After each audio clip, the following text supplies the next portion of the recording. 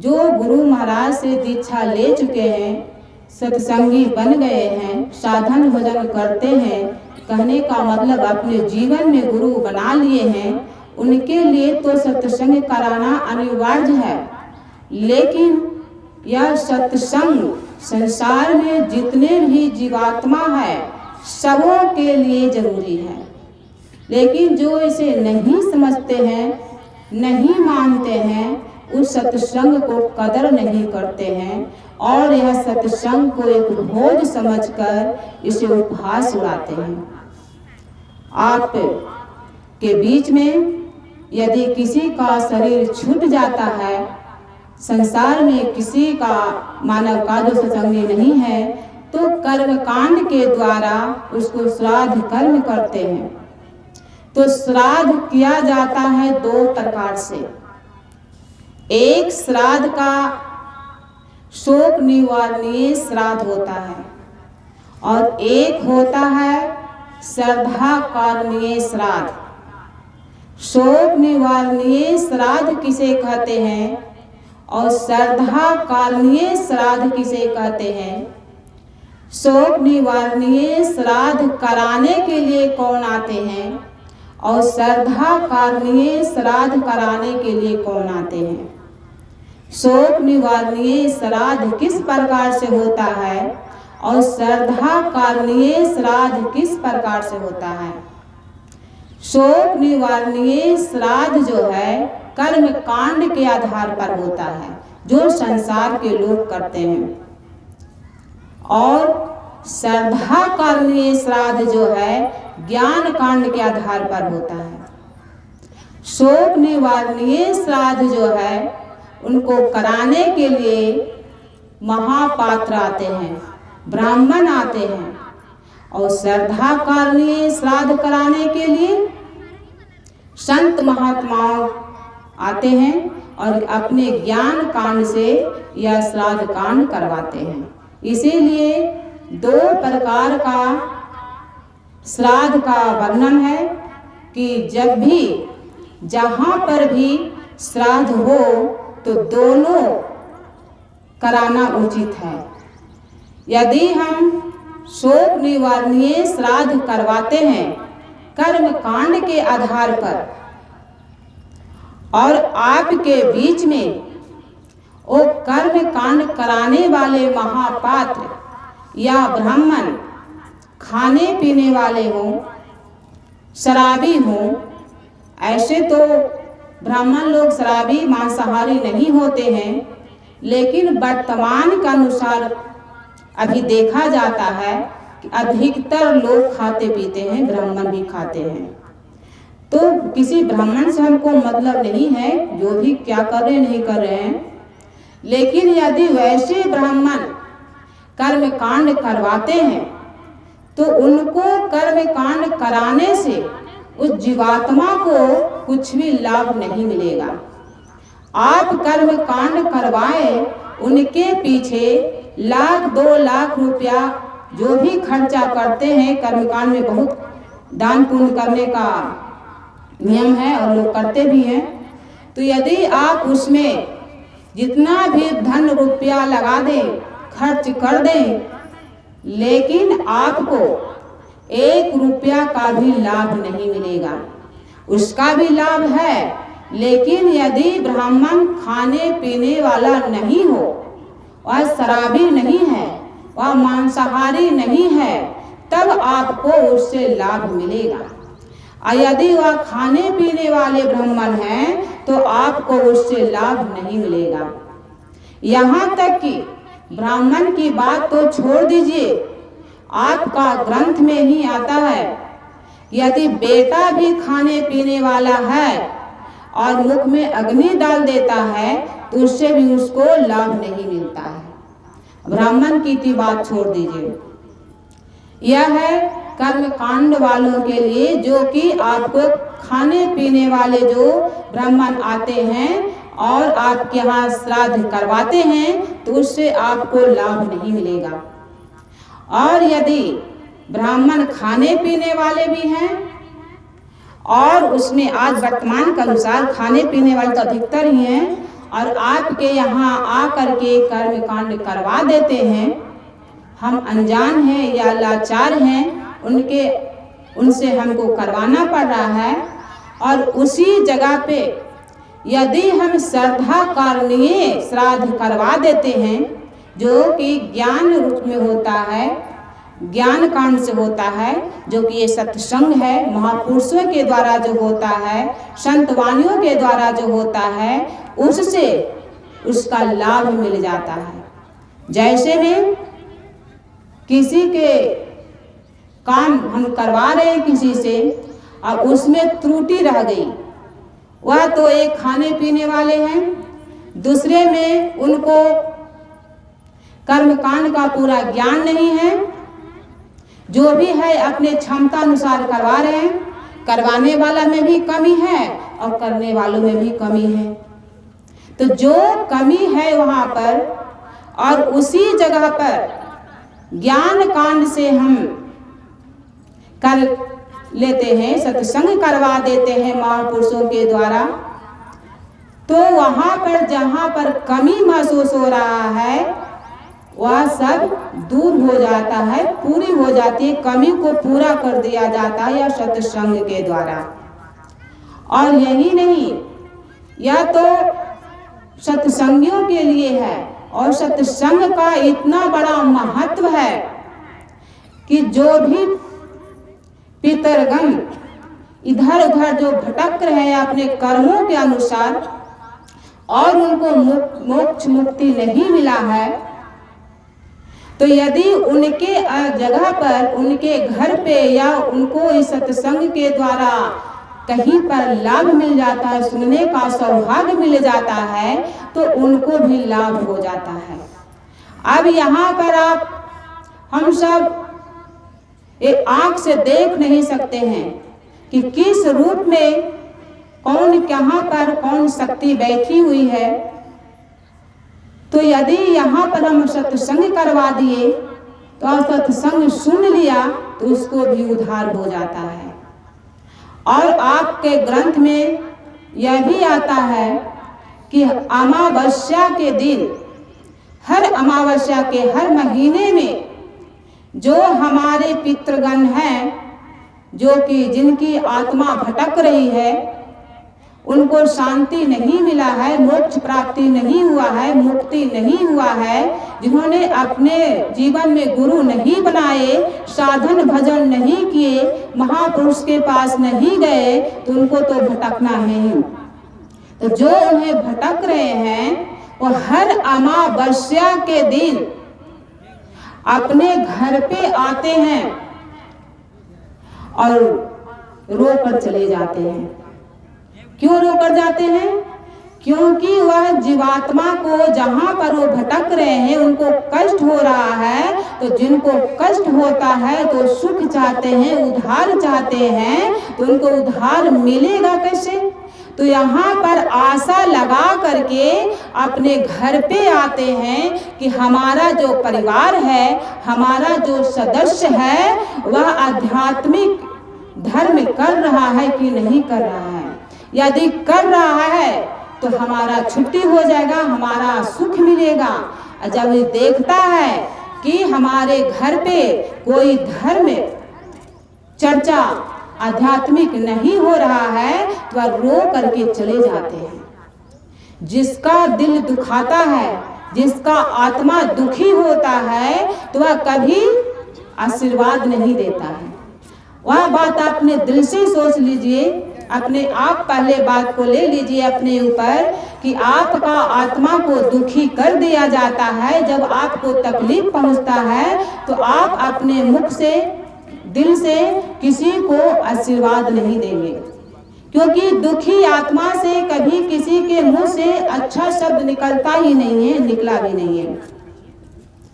वही वहाँ पर वो आते हैं और देखते हैं कि हमारा परिवार में कोई किसी का ये श्रद्धा नहीं है, हमारे घर पे कभी आध्यात्मिक धर्म, आध्यात्मिक सत्संग नहीं हुआ, हमारे उद्धार के लिए, हमारे शांति के लिए कुछ नहीं हो रहा हमारे घर पे तो दुखी हो जाते हैं, रोकर चले जाते हैं। रोने का मतलब है को श्राप देकर चले जाते हैं।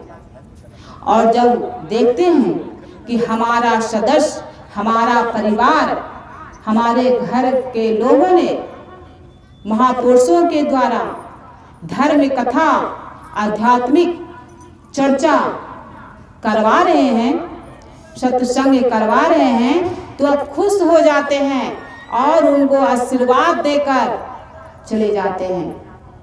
प्रेमी भाई बहनों, यह सत्संग का बहुत बड़ा महत्व है और यह सत्संग हर जगह पर होता भी नहीं है, क्योंकि सत्संग का सौभाग्य सबको नहीं मिलता। इसीलिए गोस्वामी जी ने लिखे हैं कि सुत दारा और लक्ष्मी पापी घर भी हो और संत समागम हरि कथा ये जग दुर्लभ दो। सब कुछ आपको मिल जाएगा, सुंदर बेटा, सुंदर बेटी, सुंदर पत्नी, ऊंचा पद, अपार धन, लेकिन सत्संग और संत समागम सबको नहीं मिलता है। और जिनको मिल गया समझिए वो बहुत बड़ा सौभाग्यशाली है। जय गुरुदेव,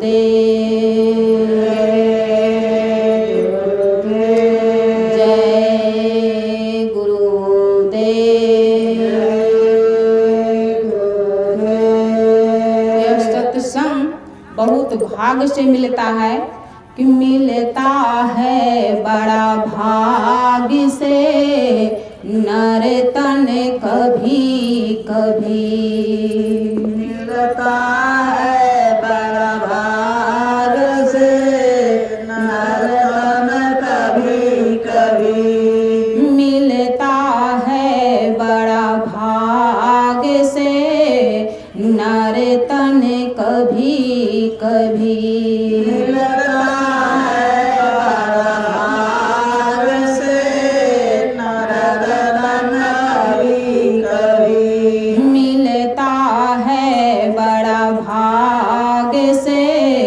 सत्संग कभी कभी मिलता है बड़ा भाग्य से, सत्संग कभी कभी।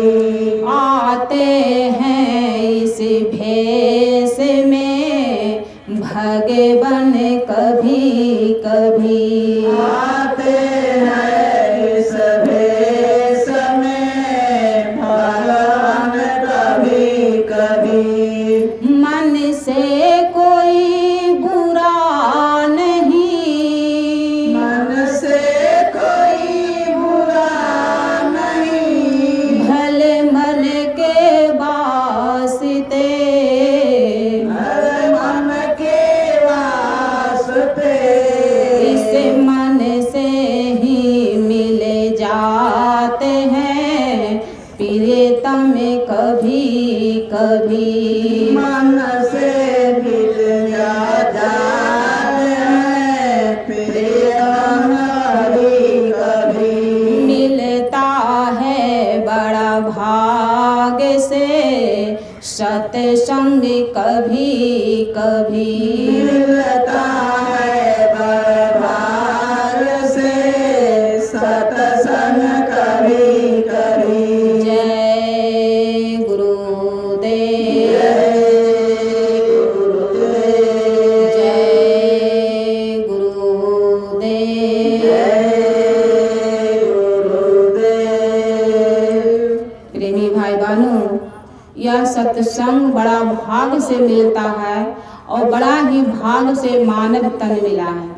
और मानव तन में ही सत्संग और सतगुरु मिलेंगे, क्योंकि यह सौभाग्य अन्य जो जीव हैं उनको नहीं मिला है।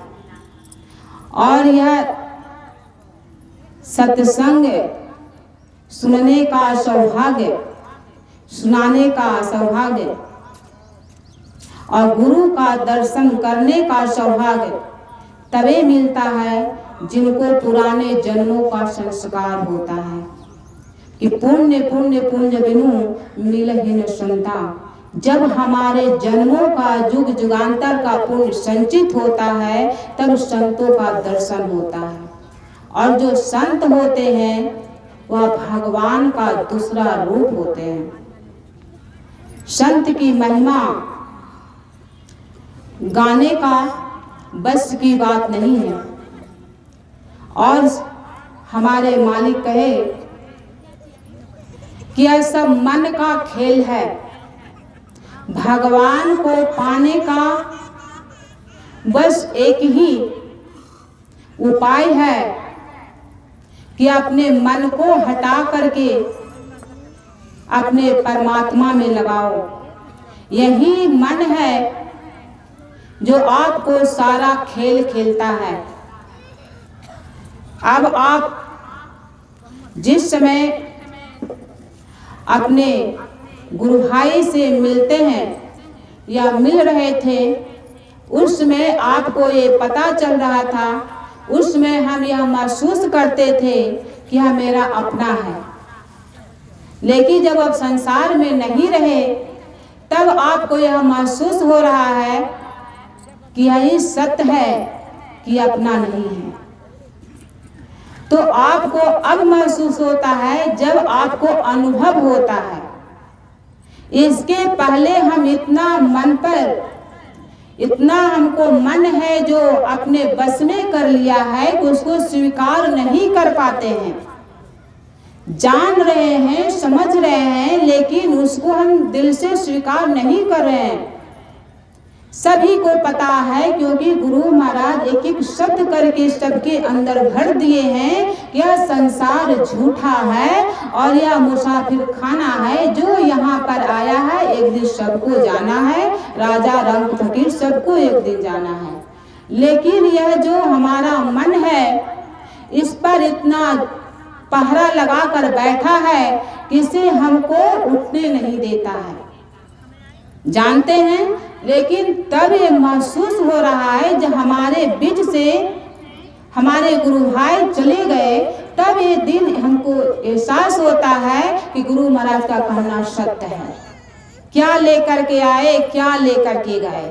गुरु महाराज कहते थे कि अभी आपको ऐसे महसूस नहीं होता है तो यदि आपके गांव में, आपके परिवार में, आपके मोहल्ले में, अड़ोस पड़ोस में किसी का शरीर छूट जाता है तो उसको आप सहारा दे करके एक डेग दो डेग चलिए, तब ना आपको पता चलेगा कि क्या लेकर के आया है और क्या लेकर के जा रहा है। इतना परिवार, समाज, धन संपत्ति, मान प्रतिष्ठा बनाए, यहाँ तक कि कोसा अध्यक्ष भी रहे, उनकी इतनी अपने आप पर उसका कर्म व्यवहार गुण देख करके किसी पर जिम्मेवारी दिया जाता है। वो सब कुछ में भले थे, वह अपने तरफ से जो भी किए अच्छा ही किए, लेकिन सब कुछ करते भर में भी आपके बीच से निकल गए। कहने का मतलब है कि हाथ में कुछ ले करके नहीं गए। यदि ये ले जाना होता तो इसमें से थोड़ा थोड़ा कर करके अपने हिस्से के मुताबिक लेकर जाते, लेकिन यहाँ पर लेकर के कोई जाता नहीं है, अन्ना कोई गया है, अन्ना कोई जाएगा। खाली हाथ आए हैं और खाली हाथ ही जाएंगे। जैसे में एक चोर था और जब जहाँ पर जानवरों का खरीदगी बिक्री होती है वहीं पर जाता है। वहाँ पर बहुत सुंदर घोड़ा देखा। घोड़ा को देख करके उसे लोभ हो गया कि यह घोड़ा हम किसी न किसी प्रकार से चुरा ही लेंगे, क्योंकि चोरी करने वालों को हमेशा चोरी पर ही नजर रहता है और वह चोरी का ही उपाय ढूंढता है, किस प्रकार से उसको हम आंख में धूली झोंक दे। उन्होंने अपना बुद्धि लगाया और वह घोड़े घोड़ा जो बेच रहा था उसके पास गया और कहता है कि घोड़ा कितना का है। वो बताया कि 10,000 का। बोला हमको दे दीजिए, बहुत महंगा घोड़ा है, बहुत सुंदर है लेकिन महंगा है। तो कि हाँ घोड़ा तो बढ़िया है तो महंगा है, दाम तो लगेगा ही। वो बहुत गिड़गिड़ाने लगा, बोला कुछ कम कर दीजिए।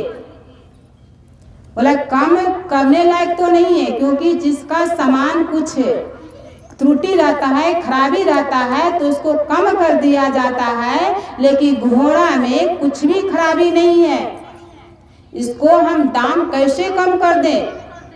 बहुत चोर है जो बहुत हाथ जोड़ने लगा, गिड़गिड़ाने लगा कि साहब हमारे पास पैसा बहुत कम है लेकिन घोड़ा लेने का जिज्ञासा बहुत ज्यादा है, और आप किसी न किसी को तो दे ही देंगे, बेच ही देंगे।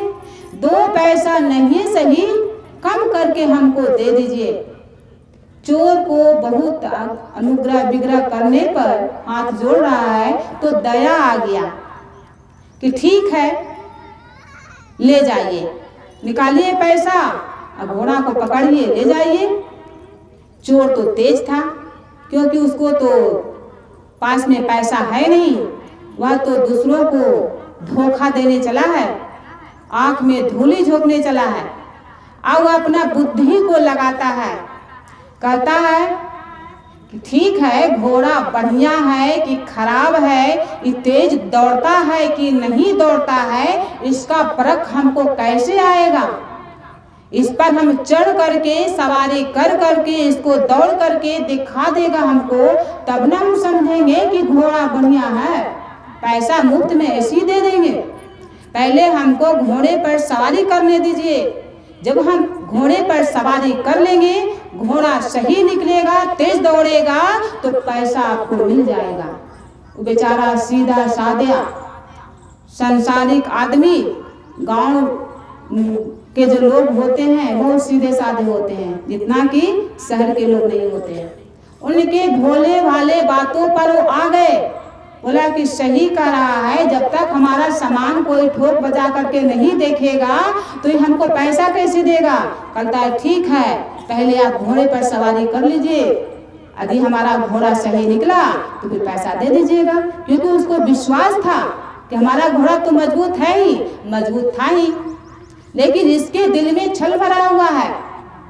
यह जो है घोड़े को ले भागना चाहता है और उस पैसा देना नहीं चाहता है, और मकान जो उसका घोड़े का जो मालिक है उसको धोखा देना चाह रहा है। ये कहते ही घोड़े पर सवार हो गया और ऐसा चाबुक मारा कि घोड़ा दौड़ा वहां से तेजी से। जब तेजी से दौड़ता है तो क्या वो घोड़े वाला जो है पीछे पीछे थोड़े दौड़ेगा, वो तो वहीं रह गया। लेकिन चोर जो है घोड़ा को ले करके काफी दूर चल गया, आई बेचारा देखते रह गया। तो मेरा कहने का मतलब है प्रेमी भाई बहनों कि संसार का यही नियम है। अब वहां पर वो जाता है, घोड़ा वाला तो मुंह ताकते रह गया कि अब आएगा अब आएगा, लेकिन आया नहीं। लेकिन जो घोड़ा लेकर के गया है वहां भी तो लोग देखने वाले हैं। वहां पर जब गया, घोड़ा जब अपने बांधता है घर पे, तो वहाँ गांव के लोग जो भीड़ लगा देते, क्योंकि अच्छा हो या खराब हो, जब नया कोई सामान आता है तो उसको देखने के लिए भीड़ लग जाता है। घोड़ा जब वहाँ बन गया तो वहाँ पर देखने के लिए लोग आए कि बहुत सुंदर घोड़ा है, बहुत सुंदर घोड़ा है, कितना में लाए हैं। लेकिन घोड़ा तो जितना में कहा था उतना ही कहा कि हम 10,000 में खरीदे हैं। कि वो 10,000 में घोड़ा खरीदे हैं? बोला हाँ। तो अच्छा, ये तो यहाँ पर अब इसके दिल में डर बना हुआ है, क्योंकि वह जानता है कि घोड़ा को हम चोरी करके लाए हैं, किसी को धोखा करके लाए हैं। यही होता है ईमानदारी और इंसानियत में फर्क। जो ईमानदारी से कमाते हैं, एक ही रुपया कमाते हैं, किसी को धोखा नहीं देते हैं, किसी को लूटते नहीं है, सताते नहीं है, वह चैन की नींद सोता है। उसे कोई फिक्र नहीं है कि कौन हमको दरवाजा पर आएगा हमको डांटने दबाटने कोई मांगने। लेकिन जिसके दिल में चोर का डर लगा हुआ है, कहते चोर के दाढ़ी में तिनका, जिनको शंका बना हुआ है कि हमने किसी को सताया है, हमने किसी के साथ दगा किया है, तो वह हमको भी एक ना एक दिन कोई दगा करेगा। वह आएगा हमारे दरवाजे पर, हमको से कोई जो हम जिसको ले करके आए, सता करके आए, वो हमको चैन से सोने देगा। उसको दिल में डर बना हुआ है और वह चैन से सोता नहीं है। उसके दरवाजे पर ये तो चोरी करके दूसरों का घोड़ा लाया, लेकिन उसके दरवाजे पर भी कोई दूसरा चोर आ गया। कहते कि हम पर तुम तो तुम पर खुदा। किसी को कमजोर नहीं समझना चाहिए कि हम किसी से बली हैं तो आप किसी से बली हैं तो आपसे भी कोई बली है। तो उसके ऊपर भी भारी पड़ गया। कोई चोर आया और देखा कि बहुत सुंदर घोड़ा है, उस घोड़ा को खोला और चुपके से लेके भाग गया। ये तो कुछ अपना बुद्धि भी लगाया था तब घोड़ा को लिया था। वो तो ऐसा चोर था कि इससे भी डबल निकला, उसको बुद्धि भी लगाने की जरूरत नहीं पड़ा। जैसे चोरी रात को चोरी करता है तो अपना बढ़िया बढ़िया मकान में सेंध दे देता है, या तो खुट्टे से बाहर खोल लेते हैं। बहुत तरह की गांव मोहल्ले में सब होता है। तो यहाँ पर दूसरा चोर आया और घोड़ा को लेकर चला गया। जब यहाँ देखता है तो देखता घोड़ा है ही नहीं है। सभी लोग कहने गए, जो देखे थे घोड़ा को, वो पूछने गए कि आप घोड़ा कहाँ बांधे हैं, घोड़ा के दरवाजे पर है नहीं। तो कहता है कि जैसे आया था वैसे चला गया। उसका दिल तो जान रहा है ना कि हम लाए थे किसी को धोखा दे करके, चोरी करके, तो मेरा भी कोई चोरी करके ले गया। तो जैसे आया था वैसे गया। तो कहने का मतलब है प्रेमी भाई बहनों कि खाली हाथ आए हैं तो खाली हाथ ही जाएंगे। इस संसार में जो भी एक दूसरे का जो कर रहे हैं, धोखा दे रहे हैं, नोच रहे हैं, बदनामी कर रहे हैं, लोगों को धन रुपया अपना गलत धंधों से इकट्ठा कर रहे हैं, वह कुछ भी काम आने वाला नहीं है। ये संसार का चीज संसार में ही रह जाएगा और यह जो संसार है यहाँ से कुछ आप ले नहीं जा सकते हैं। इसी शब्दों के साथ मैं अपनी वाणी को विराम देती हूँ क्योंकि समय हो गया है।